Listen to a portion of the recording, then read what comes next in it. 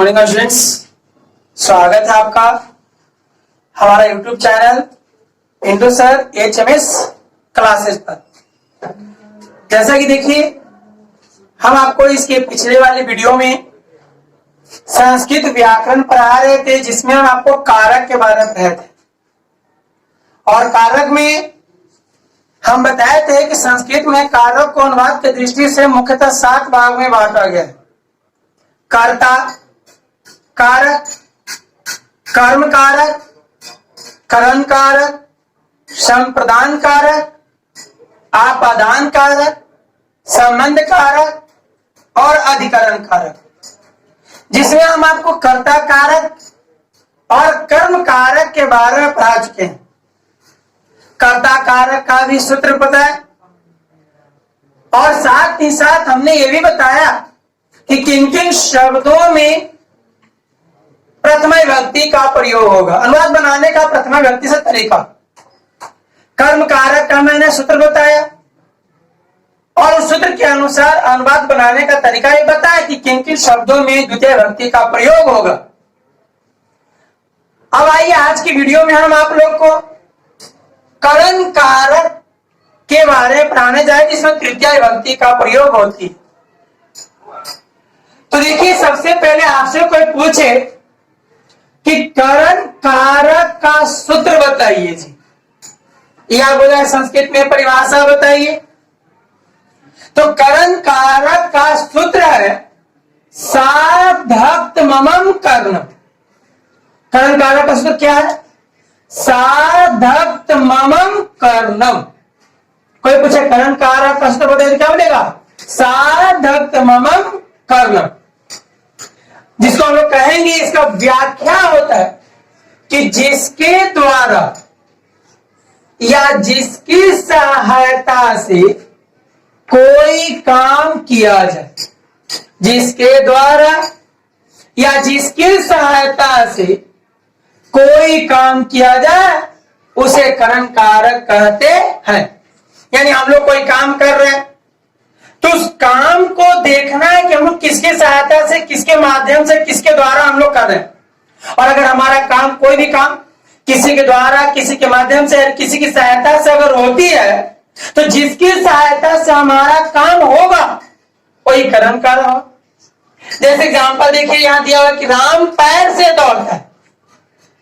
तो देखिए, दौड़ना काम है कि नहीं? लेकिन दौड़ने का काम किसकी सहायता से हो रहा है? पैर से। अगर पैर नहीं रहेगा तो क्या इंसान दौड़ लेगा?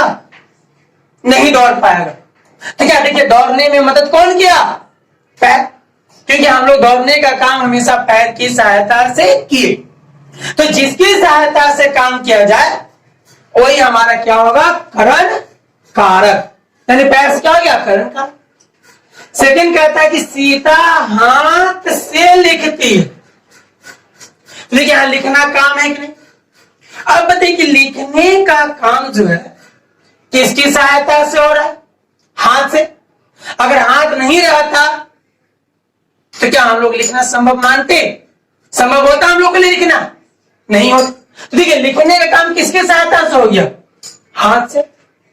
तो हमने भी बताया कि जिसकी सहायता से या जिसके द्वारा या जिसके माध्यम से हमारा कोई भी काम होता हो वही हमारा करण कारक होता है। तो हमारा लिखने का काम किसकी सहायता से हो रहा था? हाथ से। हाथ क्या हो गया? करण कारक। अब कहता है कि करण कारक तृतीय विभक्ति का प्रयोग, यानी कौन कौन सा ऐसा वाक्य में शब्द है कि उसमें तृतीय विभक्ति का प्रयोग होती है। यानी हम किन किन शब्दों में तृतीय विभक्ति का हम प्रयोग कर सकते हैं, इसके बारे में हम लोग क्या करेंगे? जानेंगे। जैसा कि हमने इसके पिछले वाले वीडियो में बताया था कि जब तक हम कारक को पहचान नहीं सकते हैं तब तक अनुवाद बनाना क्या होगा? नामुमकिन होगा, मुश्किल होगा। क्योंकि जब हम लोग कारक को पहचानेंगे ही नहीं तो विभक्ति कैसे लगाएंगे सर? कैसे जाने कौन में तृतीया लगेगा, कौन में द्वितीया लगेगा, कौन में प्रथमा लगेगा, कौन में चतुर्थी लगेगा? कभी जान पाएंगे? और नहीं जानेंगे तो अनुवाद हमारा बनेगा नहीं। तो इसीलिए उसी चीज को पहचानने के लिए हम लोग चलेंगे। अब क्या चीज? सूत्र। तो देखिए, तो पहला सूत्र है करने तृतीय। पहला सूत्र क्या है? करने तृतीय। यानी इसका कहना, इसका व्याख्या हो गया कि करण कारक में तृतीया विभक्ति होती है। यानी जो करण कारक रहेगा उसमें तृतीया विभक्ति होगी। जैसे एग्जांपल, राम पैर से दौड़ता है, और हमने बताया था करण कारक के बारे में कि जिसके द्वारा या जिसकी सहायता से या जिसके माध्यम से कोई काम किया जाए। तो यहां देखिए, तो दौड़ना काम है कि नहीं? अब देखिए, दौड़ने का काम किसकी सहायता से हो रहा है? पैर से। तो जिसकी सहायता से काम हो, कौन कारक? करण कारक। तो दौड़ने का काम किसकी सहायता से? पैर से। तो पैर क्या हो गया? करण कारक। अब यहां का जो करण कारक जो रहेगा उसमें तृतीया विभक्ति होगी। तो हमारा करण कारक कौन हो गया? पैर। तो पैर में क्या हो जाएगा? तृतीया। लेकिन हम बताए थे अनुवाद बनाने के लिए कि जैसे हिंदी दिया हुआ वैसे ही आप उसका अनुवाद कीजिए संस्कृत में। तो जैसे हमको पहले क्या दिया हुआ है? राम, और यहां कह रहे राम पैर से दौड़ता है, तो पहले हमारा राम आ गया। तो हम लोग जानेंगे कि राम कौन कारक है, तब ना हम लोग बना पाएंगे, से विभक्ति लगा पाएंगे। तो देखिए, दौड़ना काम है कि नहीं? आई दौड़ने का काम कौन किया? राम। तो जो काम करेगा वही क्या होगा? कर्ता होगा। जैसे कि हमने इसकी पिछले वाले वीडियो में कर्ता कारक में हमने बताया। और अगर आप लोग अभी तक नहीं देखे तो जाकर हम पिंटू सर HMS क्लासेस पर जाकर आप लोग क्या कर सकते हैं? देख सकते हैं, तभी आपको समझ में आएगा। तो देखिए, तो दौड़ने का काम कौन किया? सर राम। तो राम क्या हो गया? कर्ता, क्योंकि जो काम करेगा वो कर्ता होगा। और हम बताए थे कि कर्ता कारक में प्रथमा विभक्ति होती है, अर्थात राम में कौन विभक्ति होगी? प्रथमा। अब देख, राम यहां केगो है, एगो। तो प्रथमा के कौन वचन? एक वचन में। तो राम का रूप प्रथमा के एक वचन में, लेकिन इसका रूप चले किस पे? देखिए, तो राम आकारांत पुल्लिंग है ना, और आकारांत पुल्लिंग का रूप किस पे? बालक पर।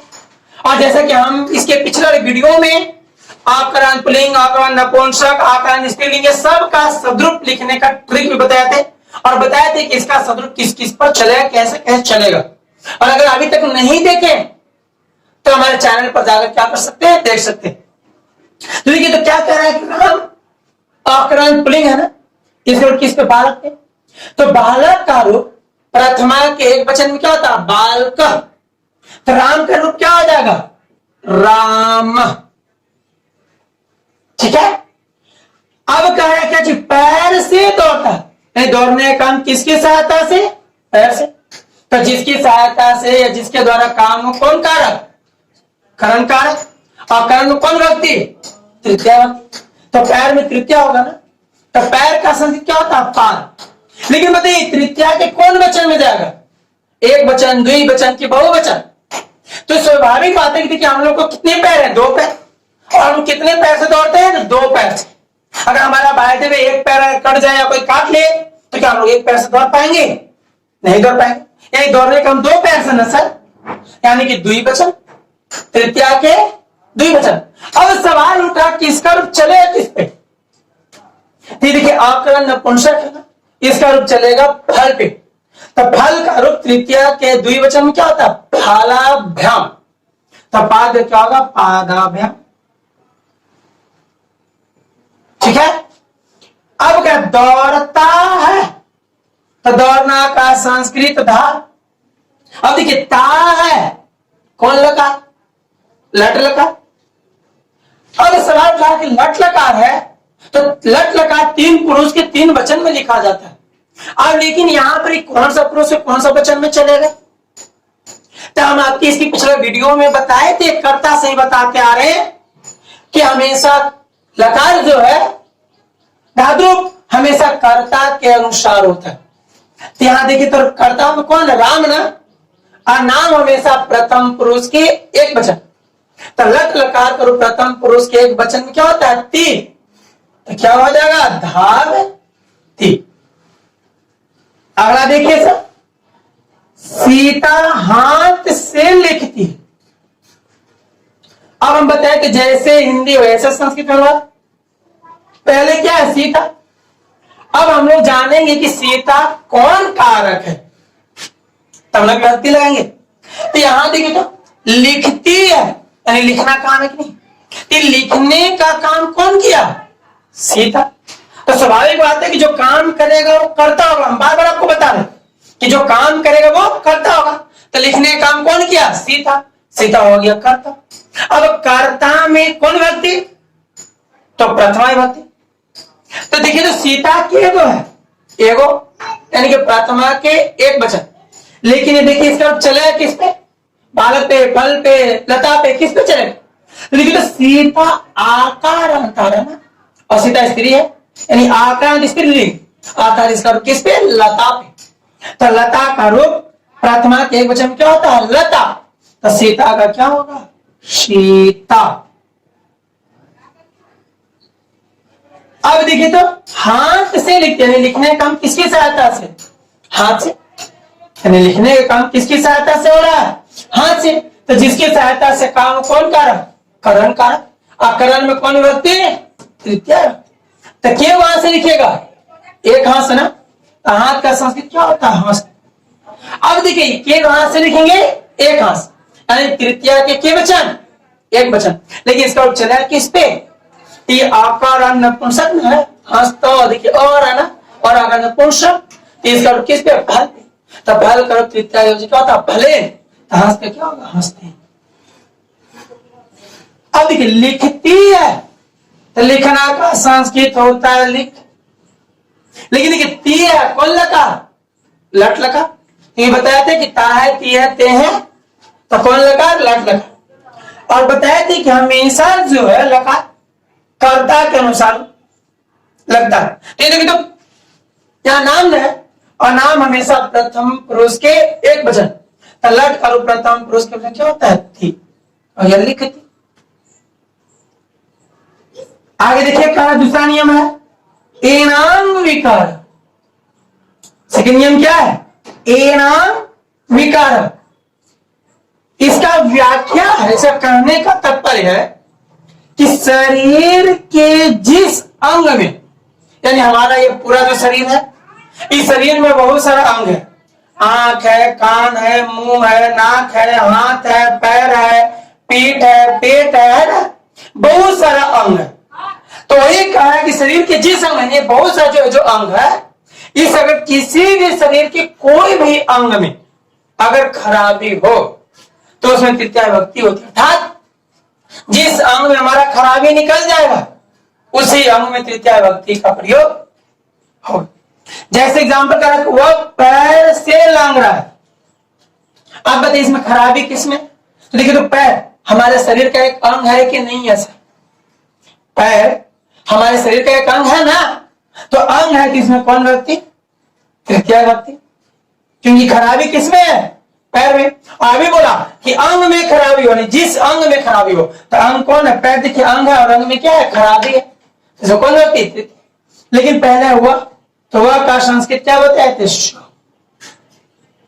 अब देखिए पैर का संस्कृत पाद। तो बताइए तो लंगड़ा है, लंगड़ा के पैर से? एक पैर से। क्योंकि जो दोनों से होता है उसको हम लोग अपाहिज बोलते हैं। क्या बोलते हैं? अपाहिज। एक पैर से ना सर, तो तृतीया के कौन वचन में? एक वचन में। और बताए थे कि इसका रूप किस पे? तो आकरंद नपुंसक है, इसका रूप फल पे। किस पे? फल पे। तो फल का तृतीया के वचन क्या होता है? फलेन। तो पाद का क्या होगा? पादेन। अब लंगड़ा है, इसका संस्कृत होगा खंज। खंजा का मतलब लंगड़ा है। अस्थि लगा भी सकते हैं, न भी लगा सकते हैं, कोई दिक्कत नहीं है। आगे देखिएगा वह कान से बहरा, तो वह का संस्कृत सर। अब देखिए बहरा है किससे? कान से। तो कान क्या हमारे शरीर का एक अंग है कि नहीं है? और बहरा कब होगा? जब हमारे कान में क्या होगी? खराबी आ जाएगी। तो देखिए तो खराबी आ गया कि नहीं आ गया? आप कहेंगे जिस अंग में खराबी हो उसमें कौन? तृतीया विभक्ति। यानी कान में यहाँ क्या खराबी है, तो कान में तृतीया विभक्ति, तो कान का क्या होगा कर्म। अब यहां से होगा कि तृतीया के कौन वचन में, तो तृतीया के एक वचन की दोनों कान देखिए एक दूसरे से क्या होता है, तो तृतीया के एक वचन में ना, तो इसका किस पे फल पे, तो फल का तृतीया क्या होता है फलेन, तो कर्म का क्या होगा करने। अब 12 है बधिया, ठीक है। चलिए इसको उतारिए फटाफट। चलिए आइए आगे हम लोग देखते हैं तीसरा नियम, सहार्थे तृतीय। तीसरा नियम क्या कह रहा है, सहार्थे तृतीय। इसका व्याख्या होता है कि साकम साधम समम। स का हिंदी के साथ, साकम का हिंदी के साथ, साधम का हिंदी के साथ, समम का हिंदी के साथ, और शब्दों के योग में तृतीय विभक्ति होती है। अर्थात कहने का अर्थ है कि अगर कोई भी वाक्य आपको दिया हुआ रहे हिंदी में और उसका कहना कि संस्कृत में अनुवाद कीजिए जी, तो देखिएगा कि वह जो वाक्य दिया हुआ है क्या उस वाक्य में साथ लगा हुआ है कि नहीं लगा हुआ है। और अगर साथ लगा रहेगा तो जिसके साथ में साथ रहेगा लगा हुआ उसी शब्द में तृतीय विभक्ति का प्रयोग होगा। जिस शब्द के साथ में ये साथ लगा हुआ रहे उसी में तृतीय विभक्ति का प्रयोग। जैसे एग्जांपल, राम के साथ सीता जंगल गई, वाक्य है। अब इस वाक्य में देखिए मेरा साथ लगा हुआ है ना, राम के साथ, साथ है कि नहीं, सीता जंगल गई, तो हमको देखिए साथ लगा हुआ ना, लेकिन किसके साथ लगा हुआ है, इसे देखो तो हमारा साथ हट जाएगा, सीता जंगल गए, साफ हट गया। लेकिन किसके साथ, राम के साथ, यानी साथ किसके साथ आ गया, राम में। तो जब राम में आ गया तो राम में कौन विभक्ति, तृतीय विभक्ति। तो राम के एगो है, एगो यानी कि तृतीया के एक वचन, और ये आकांत पुल्लिंग है तो इसका रूप किस पे चलेगा, बालक पे। तो बालक का रूप तृतीया के एक वचन में क्या होता है, बालकेन। तो राम का क्या होगा, रामेन। बालक का बालकेन, तो राम का रामेन। और साथ, तो साथ का स भी लगा सकते हैं, साकम भी लगा सकते हैं, सामम भी लगा सकते हैं, साधम भी लगा सकते हैं। लेकिन ज्यादातर जरूरी देखिएगा कि लोग स का ही प्रयोग करते हैं। तो साथ का संस्कृत क्या हो गया, श, ठीक है। अब सीता जंगल गई, तो जंगल गई ना जी, कौन, सीता, यानी जाने का काम कौन की, सीता। तो देखिए तो जंगल जाने का काम कौन कर रही है, सीता। और जो काम करे वो बताए थे कौन, कर्ता कर। और कर्ता रहेगा उसमें प्रथमा विभक्ति। तो सीता के एगो है, एगो, अर्थात सीता क्या, प्रथमा के एक वचन। लेकिन चले किस पे, तो आकारांत स्त्रीलिंग अर्थात लता पे। तो लता का रूप प्रथमा के क्या होता, लता। तो सीता का क्या होगा, सीता। अब ये सीता को, सीता गई ना, कहां गई, जंगल। सीता को कहां जाने की इच्छा हुआ, जंगल। हम पहले बताते कि जिसमें इच्छा हो, कोई भी आदमी किसी भी काम को तभी करता है जब उसको उस काम में इच्छा होती। तो सीता को इच्छा हुआ था कि नहीं हम भी अपने पति के साथ कहां जाए, जंगल, तब ना गई थी। ना तो होता उसकी इच्छा होती कि हम अपने मैके चले जाए, तो मैके जा सकती थी। इच्छा होती हम ससुराल में ही रह रहे, जंगल में क्या लोग भटकेंगे, तो जंगल में नहीं। लेकिन उसके अंदर इच्छा हुआ कि हम अपने पति के साथ कहां जाए, जंगल।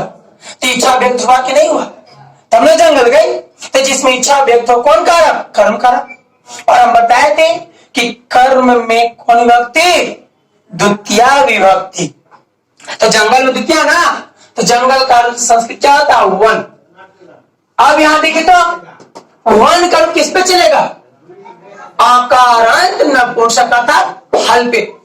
तो फल का रूप द्वितीया के वचन क्या होता है? फलम। तो वन का क्या हो जाएगा? वनम। जाना का संस्कृत गच्छ। अब देखिए गई कौन लगा? तो बताए थे कि या, ई, ए, आ अगर लगा हुआ रहे जिसमें तो हमेशा लंग लकार होता है। तो लंग लकारना है तो लंग लकार। तो बताइए तो कौन पुरुष है कौन वचन में? तो यहां नाम है, नाम से प्रथम पुरुष के एक वचन। तो लंग लकार और प्रथम पुरुष के क्या होता है? तो लेकिन हम बताए थे कि अगर लंग लकार का कोई भी धातु हो तो धातु के पहले किसका प्रयोग? अ का। तो क्या हो गया? अगच्छत। अगला करा लक्ष्मण के साथ भरत बैठता है। तो बताओ किसके साथ भरत बैठता है? लक्ष्मण के साथ। साथ लगा हुआ है ना, लेकिन साथ किसके साथ आ रहा है? तो लक्ष्मण। आइए देखिए यहां से हटा दीजिए, सीधे भरत बैठता है, सीधे अपना सेंटेंस आप चुन लिया। लेकिन आप देखिए भरत किसके साथ बैठता है? तो लक्ष्मण के साथ। साथ किसके साथ आ गया? लक्ष्मण में ना। तो तृतीया किस में लगेगा? लक्ष्मण में। तो लक्ष्मण के एगो है? एगो। अर्थात तृतीया के एक वचन। और ये आकार अंत क्या है? पुलिंग। इसका आरोप किस पे? बालक पे। तो बालक और तृतीया के क्या होता है? बालकेन। तो लक्ष्मण का क्या होगा? लक्ष्मण ने, लक्ष्मण है ना। सात का संस्कृत बताया था ना, सा, सागम, साधम, सम, कोई भी लगा दीजिए। तो लगाना है तो लगा दीजिए, साके में लगा दीजिए सागम। देखिए मां में या तो आनंद लगा दीजिए या क के ऊपर बिंदु दे दीजिए, कोई दिक्कत नहीं। अब देखिए भरत बैठता, यानी बैठता कौन है? भरत। तो भरत बैठने का ना काम किया जी, और जो काम करो क्या होगा? करता। तो कर्ता में कौन व्यक्ति? प्रथमा। देखिए ना बैठता है कौन? तो भरत। तो बैठना काम, आई बैठने का काम कौन किया? भरत। तो भरत हो गया कर्ता। अब कर्ता में कौन व्यक्ति? प्रथमा। तो बालक पे नहीं चलेगा, तो बालक और प्रथमा के बाल का, तो भरत क्या होगा? भरता। और बैठना क्या होता है? तिष्ठ। अब देखिए कौन पुरुष कौन वचन में? तो ता है प्रथम पुरुष के एक वचन। अब भरत नाम न है तो प्रथम पुरुष के क्या होता है? तिष्ठ। चलिए अगला नियम आइए, तुल्यार्थे तृतीय। अगला क्या है? तुल्यार्थे तृतीय, यानी क्या? तुलना तथा समता। तुलना मतलब समझ ही रहे आप लोग, समता मतलब तुलना तथा समता शब्दों के योग में तृतीय व्यक्ति होती है। जिसे तुलना किया जाएगा उसमें तृतीय व्यक्ति का प्रयोग। जैसे कहीं धन से अभिमान बढ़ता है, तो बताइए अभिमान बढ़ता है नहीं? बढ़ रहा है, लेकिन किसकी तुलना में? धन के तुलना में। जैसे आप लोग कभी कभी ऐसा देखिएगा कि अगर व्यक्ति के पास धन नहीं रहता है तो आपसे बढ़िया से प्रेम से बात करेगा, सबसे अच्छा से बात करेगा। लेकिन जैसे जैसे उसके पास धन आना शुरू होगा, उसके अंदर जब उसके पास धन की बढ़ोतरी होगी तो उसका देखिएगा बोल चाल का, रहने सहने का, आपसे वार्तालाप करने का ढंग के बाद बदल जाए, उसके अंदर जो एक अहम छा जाता। तो घमंड कब बढ़ा? जब धन हुआ तब। यानी तुलना किससे हो रहा है? धन से। तब तुलना धन से हो रहा है तो किसी ने बोला जिससे तुलना होगा उसमें कौन व्यक्ति? तृतीया। तो धन में क्या हो जाएगा? तृतीया ना। इसका किस पे? फल पे। तो फल का तृतीया में क्या होगा? फलेन। धन क्या होगा? धनेन। अब देखिए बढ़ता है कौन? अभिमान। तो बढ़ना काम है ना, आई काम कौन किया? अभिमान, यानी कर्ता हो गया। और कर्ता में कौन व्यक्ति? प्रथमा। तो क्या होगा? अभिमान। अब बढ़ता है संस्कृत होता वर्धते। क्या होगा? वर्धित। आगे देखिएगा परिश्रम से विद्या बढ़ती है। देखिएगा जो आदमी जितना पढ़ता है, जितना मेहनत करता है, उसके पास उतना ही ज्ञान क्या होती है? आती है। उसके उतना ही विद्या में क्या होती है? बढ़ोतरी होती है। अब कोई आदमी मेहनत कर ही नहीं रहा है तो क्या उसके पास कभी विद्या आएगा? क्योंकि बिना परिश्रम का फल मिलता नहीं है। तो देखिए तो जब हम परिश्रम करेंगे तब ना विद्या बढ़ेगा जी। तो विद्या बढ़ती है किसकी तुलना में? परिश्रम की तुलना में। जितना हम परिश्रम करेंगे, जितना हम मेहनत करेंगे, उसी का विद्या बढ़ेगा। तो विद्या किसकी तुलना में बढ़ा? परिश्रम। या तुलना परिश्रम से होगा, तो जिससे तुलना हो उसमें कौन व्यक्ति? तृतीय व्यक्ति, यानी परिश्रम में कौन? तृतीय। तो फल पे ना तो क्या होगा? परिश्रमी। अब देखिए बढ़ती है तो बढ़ना काम है, लेकिन ये काम कौन किया? विद्या। अरे बढ़ने का काम हो रहा है ना, कि बढ़ने का काम कौन कर रहा है? विद्या। और जो काम करो क्या होगा? कर्ता। अब कर्ता में कौन व्यक्ति? प्रथम। तो विद्या का प्रथम में क्या होगा? विद्या। क्योंकि सर किस पे? लता पे। तो लता का प्रथम में क्या होता है? लता। तो विद्या क्या होगा? विद्या। अब बढ़ती है तो वर्धते। ठीक है, तो जैसा कि देखिए हम फिर एक बार आपको बोले कि अगर अनुवाद बनाने के लिए सीखना हो तो आपको लकार, शब्द रूप और जो कारक बता रहे इसका सूत्र आपको याद करना होगा। ठीक है, और अगर अभी तक आप लोग हमारा लकार नहीं पढ़े हैं या शब्द रूप का ट्रिक नहीं पढ़े हैं तो हमारे YouTube channel Pintu sir HMS classes पर जाकर आप क्या कर सकते हैं? पढ़ सकते हैं, ताकि आपको बनाने में क्या हो? आसानी हो। ठीक है, तो आज इतना ही के लिए। अगर हमारा वीडियो आज का अगर पसंद आया हो तो इसी तरह के वीडियो के लिए बने रहिए हमारे YouTube channel Pintu sir HMS classes पर। और अगर वीडियो बढ़िया लगे तो लाइक, शेयर और सब्सक्राइब करना न भूलें। थैंक्स।